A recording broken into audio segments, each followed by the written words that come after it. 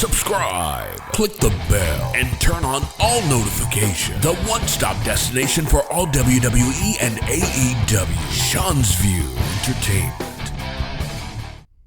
Just 1 day removed from WWE Clash at the Castle, and we have a lot of rumors and news to unravel for each and every one of you. Remember to become a channel member today to help keep my future and save me right here on this very website. And remember to take this video and share it all over the entire internet, whether it be Facebook, whether it be Twitter, whether it be X, whether it be Instagram, whether it be TikTok. Wherever it may be, this is your premier place to be, the Brash and the Brazen, where we raise the show to higher heights. We go to all new levels here on Sean's View Entertainment. And some of the news and the rumors that we have to report, some is good, some is bad, some is indifferent, and some is very tragic and really sad, and that is what we're going to bring to you during this very epic report here on Sean's View Entertainment. But right now, breaking news right at the start of the video on undisputed WWE Champion Cody Rhodes. Cody Rhodes has been booked as well as can be as the undisputed WWE Champion, although he's been met with some good, some bad, some positive, and some negative. How do you think Cody Rhodes has been booked as the WWE Champion? Are you liking his reign? Are you enjoying it? Or do you think it should end already? However, he is undoubtedly one of the biggest names in the WWE, which is why it comes as no surprise he sold the most merchandise at the 2024 Clash at the Castle. Rhodes' popularity is simply undeniable, and that is reflected in his merchandise sales. And at the Clash at the Castle, Cody Rhodes defeated AJ Styles in an I Quit match, and fans were clearly happy with the outcome.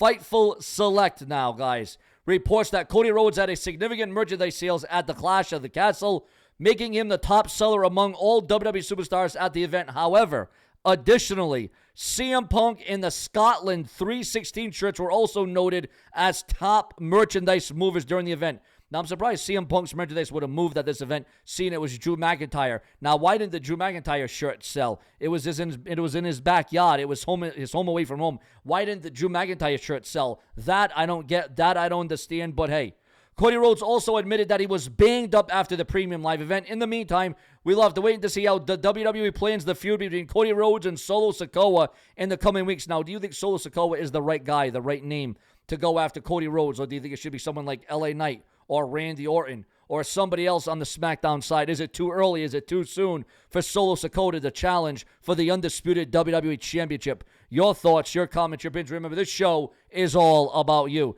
Do you feel that Cody Rhodes' merchandise sales will only continue to get strong with time? Do you think his popularity will fizzle out? It all comes down to your comments. Also, there's a strong indication that they could potentially face each other, Solo and Cody, at WWE Money in the Bank in the month of July. Also, we got breaking news on JR Jim Ross's return to the WWE, and we got breaking news on Jeff Hardy's future in professional wrestling now that he's with TNA. Listen to this one.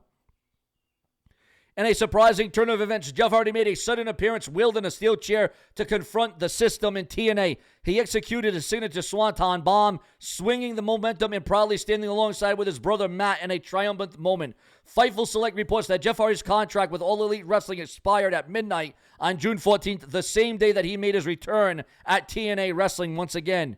The report mentioned that the process for Hardy's return was already underway earlier in the week.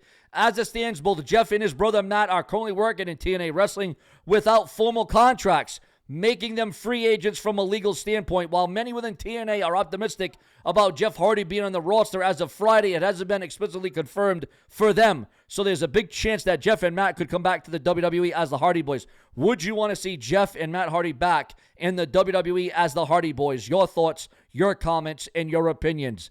Are you happy that Jeff Hardy is back at TNA? Are we going to see the broken Matt Hardy back at WWE again? Do you think it would be significant? Do you think it would be entertaining? Would it be compelling? Would you be for it or would you be against it? Your thoughts, your feelings, and your comments. Also, JR, Jim Ross, one of the, if not the greatest Raw broadcast announcer or WWE announcer of all time. While speaking on his Grilling with JR podcast, Jim Ross addressed the possibility of returning to WWE after several AEW stars have made the transition to WWE.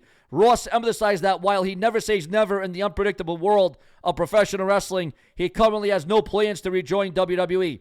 Well, you never say never, quite frankly. And again, Jim Ross, listen, He got his big break, WCW, but he really shined. He really came out with the greatest calls of all time under the WWE company, the WWE banner. So you got to wonder, what is it going to take? What is going to happen once good old JR, Jim Ross, returns? Do you want to see JR on color commentary? Do you think he's too old? Is he too feeble? Has he lost a step? Or is he as good as a fine wine? Jim Ross, does he only improve with time? Also, Damian Priest addresses massive breaking news on CM Punk and Damian Priest. Listen to this major update, guys. He is the current reigning World Heavyweight Champion. Unexpectedly, CM Punk entered the scene in disguise as a referee and delivered a low blow to Drew McIntyre. While speaking during the post-Clash at the Castle conference, Damian Priest acknowledged CM Punk's stature as a major star with an impressive career with achievements. He also made it clear that he is open to facing him in the ring, but emphasized that any opportunity would depend on the Second City Saints' ability to perform at a high level and earn the opportunity and not get hurt and not get injured and not need surgery, because we all know the injury bug has definitely plagued CM Punk in recent years. And do you think that CM Punk coming back is going to have to be a little bit more careful? Is he going to be over careful? What do you predict about CM Punk? And would you want to see CM Punk compete for the World Heavyweight title on Monday Night Raw? Number one, I don't even know he was going to be there. I had no idea that he was going to get involved. I found out literally as I was walking out and I saw him in the referee shirt, and then I was told what happened. As far as him bringing back, it's fine. He's a huge star. We all know his accolades, so we all know his resume. So when he's back healthy, if he can perform at the high level and earn his way, I would love to share that ring with him, but he's going to have to earn it because I am the world champion. Also, breaking news on the Bloodline. Huge, significant updates, guys. Remember, it's so important to become a channel member. Donate with a Super Thanks donation below. Super Thanks donations also help keep my future intact on YouTube.com.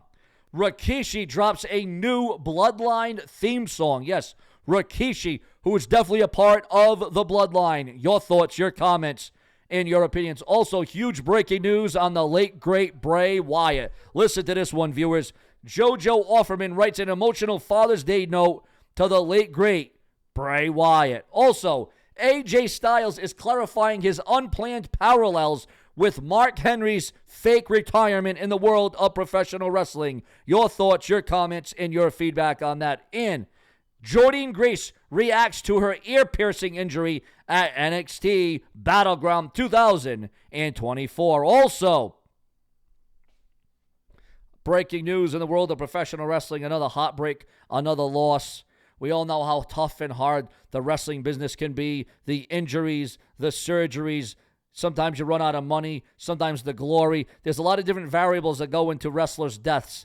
And, whether it be painkillers, whether it be alcohol, whether it be mental health, whether it be mental anguish. Again, injuries are a part of the game, and sometimes it can be a little bit too much. Well, ladies and gentlemen, at just the young age of 40 years old, we have lost yet another man that will go down in the annals of time. Ladies and gentlemen, Big Cat Scott Henson, indie wrestler, the Big Cat Scott Henson, passes away at 40 years old. Your thoughts, your comments, your opinions. Canadian Apex Wrestling is deeply saddened to announce the passing of one of our tag team champions, and he was a current champion and beloved friend. Our hearts and grief are heavy with grief, and we extend our heartfelt condolences to his family, friends. Scott, your impact on the Pacific Northwest wrestling community is immeasurable, and you're a driving force beyond the careers of many, and your contributions often went unnoticed. We love you, Scott, and we feel your absence. It leaves a void that words cannot express.